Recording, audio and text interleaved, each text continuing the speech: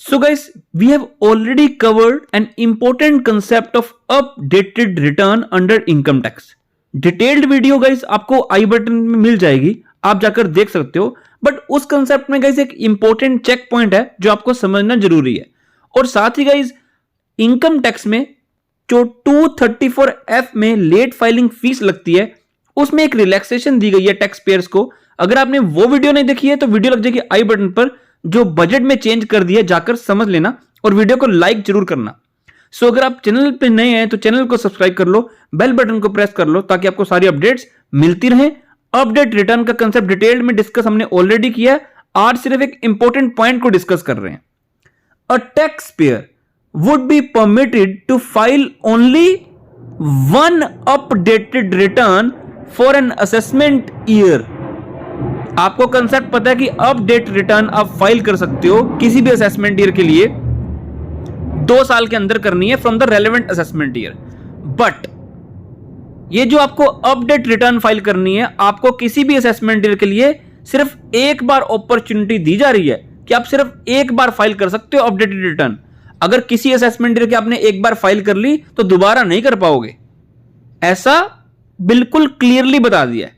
Intent of this provision is to help people who have genuinely missed out on filing his or her return.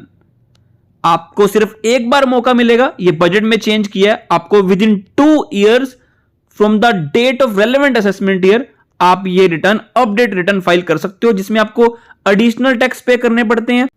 मतलब assessment year खत्म होने के बाद अगर आप विद इन 12 months फाइल कर देते हो तो आपको एडिशनल 25% टैक्स देना पड़ता है, additional 25% on the tax due.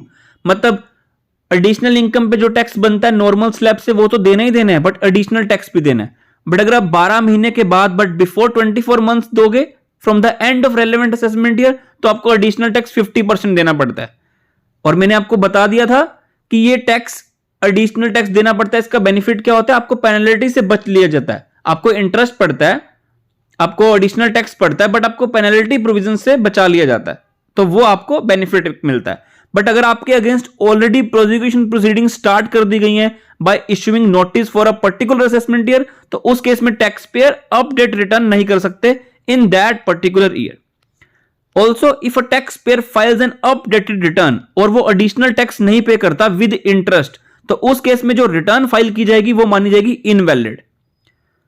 Currently, if the income tax department find out that some income has been missed out by the assessee, तो उस केस में आपको लेंथी प्रोसेस फॉलो करना पड़ता है। मतलब आपके अगेंस्ट प्रोसीडिंग्स चलती हैं, फिर उसके बाद आपको पेनल्टी भी पे करनी पड़ती है। तो इस प्रपोजल से एक ट्रस्ट जनरेट किया जा रहा है जो टैक्स पेयर एंड गवर्नमेंट दोनों के लिए बेनिफिशियल है। टैक्स पेयर के लिए कैसे बेनिफिशियल है, उनको जो लेंथी प्रोसेस फॉलो करना पड़ता है वो नहीं करना पड़ेगा, पेनल्टी से वो बच जाएंगे, और गवर्नमेंट को तो बेनिफिट हो ही रहा है क्योंकि उनको एडिशनल रेवेन्यू मिल जाएगी। सो आई बिलीव आपको वीडियो काफी अच्छी लगी होगी। वीडियो में कुछ बच रहे तो लाइक कमेंट करना मत भूलना। Till then good bye.